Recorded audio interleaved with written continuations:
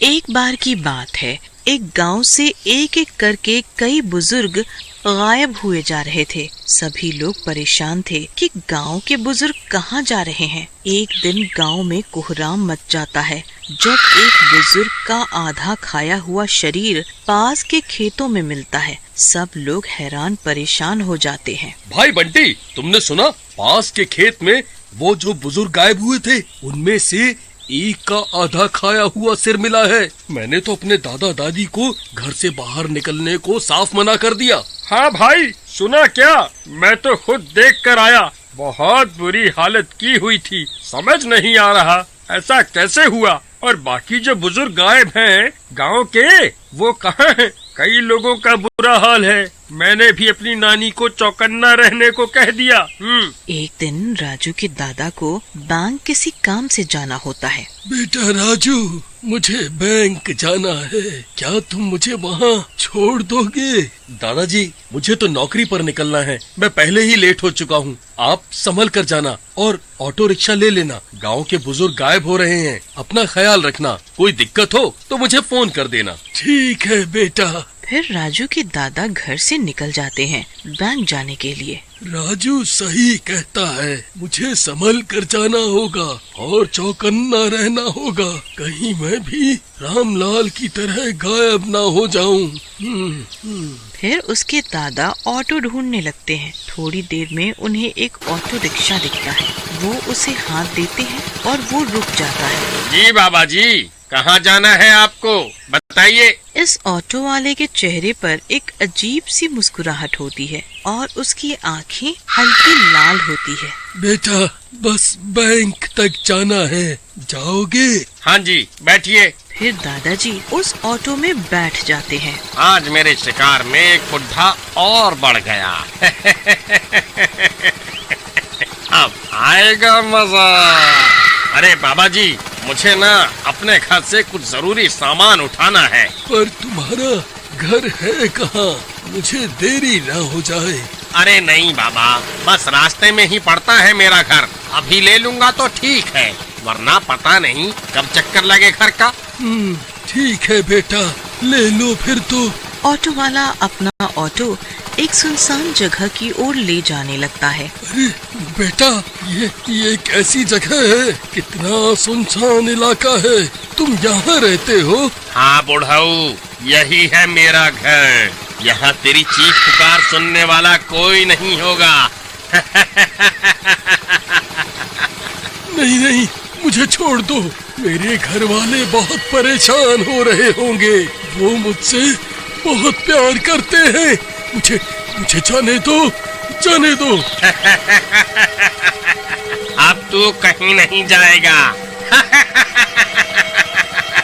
फिर ऑटो वाला एक खंडहर के पास ऑटो रोकता है और वो ऑटो वाला जबरदस्ती उस बूढ़े को उस खंडहर के अंदर ले जाने लगता है। अरे बचाओ, बचाओ, कोई बचाओ मुझे, कोई है यहाँ? अरे पापी, छोड़ दे मुझे। अरे कोई बचाओ, बचाओ मुझे। दादाजी बहुत चीखते पुकारते हैं, पर उस सुनसान जगह पर उनकी आवाज सुनने वाला कोई नहीं होता। ऑटो वाला उन्हें भी अंदर ले जाता है। देख बूढ़े, अब तू भी यहीं रहेगा। जैसे ही उस बुढ़े दादा की नजर बाकी बूढ़े बंदियों पर पड़ती है, उनके तो पैरों तले जमीन खिसक जाती है। अरे पापी दोस्त, तूने इन मासूम लोगों को यहाँ बंदी बनाया हुआ है और इनके घर वाले कितना परेशान हो रहे हैं। तो वो तू है जो गांव के बूढ़े लोगों को गायब कर रहा है। तभी रात हो जाती है और एकाएक वो ऑटो वाला अपने असली रूप में आ जाता है। आखिर मेरा समय आ ही गया। मेरे शिकारी दिमाग से कोई नहीं बच सकेगा।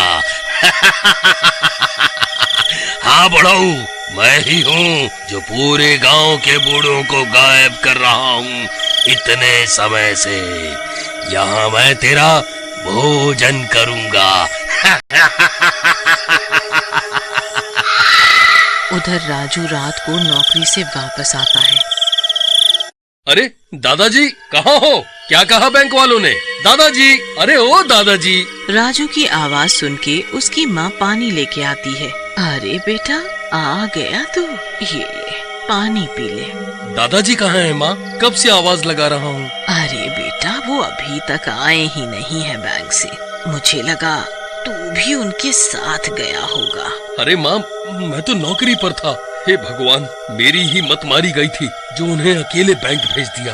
अब क्या करूँ? इधर आधी रात को भूतों की टोली उस खंडर में आती है। अंधेरा कायम रहे दोस्तों, अंधेरा कायम रहे। कहो आज किसका नंबर है? अरे नंबर किसी का भी हो, हमें तो पार्टी करने से मतलब है। क्यों दोस्तों?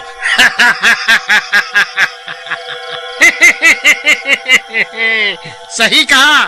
चलो खेत में चलते हैं और एक बुढ़े को भी ले लो, पार्टी करेंगे। फिर सारे भूत उन बंदियों में से एक बुढ़े को पकड़ के साथ एक खेत में ले जाते हैं। अरे अपने पापों से डरो दोस्तों, अभी भी समय है, जाने दो सबको। सबसे पहले हम तुझे मुक्त करेंगे।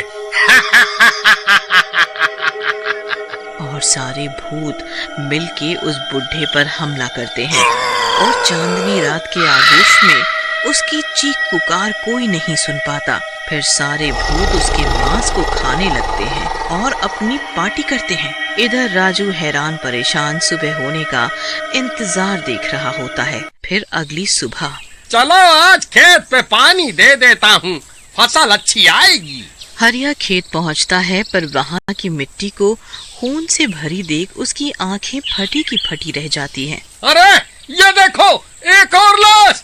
अरे आओ जल्दी सब, एक और बूढ़ा शरीर का मांस खाया हुआ पड़ा है। हरिया की आवाज सुन के सब दौड़े आते हैं। राजू भी वहाँ पहुँचता है। हे भगवान, मेरे दादाजी की रक्षा करना, कहीं ये मेरे दादाजी ना हो। गांव वाले की हालत खराब हो जाती है। अरे ये कोहराम तो बढ़ता ही जा रहा है, आज एक और आधा खाया शरीर मिला है। जल्दी पता करना पड़ेगा कौन है इन सब के पीछे, वरना एक एक करके सारे बुजुर्ग की जान खतरे में होगी। राजू को अब चैन नहीं पड़ता। वो गांव वालों के साथ मिलके एक योजना बनाता है। राजू एक बूढ़े के भेष में उसी बैंक के रास्ते पर चल पड़ता है। रास्ते में से उसे वही ऑटो वाला मिलता है।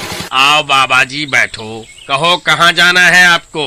राजू को उस ऑटो वाले के हाव भाव देख के शक हो जाता है। अरे बेटा, मुझे जरा बैंक जाना है। हाँ बिल्कुल, बैठो आप। फिर वो ऑटो चलाने लगता है और किसी बहाने से उसी खंडहर के पास ले जाता है। अरे रुको बाबा, मैं जरा टिफिन ले आऊँ अंदर से। अरे ये कैसी जगह है? ये तो भूतिया खंडहर लगता है। कुछ तो राज है इस खंडहर का। अरे मैं भी तुम्हारे साथ चलता हूँ, गला सूख रहा है, जरा पानी पिला देना मुझे भी। अरे शिकार तो खुद ही।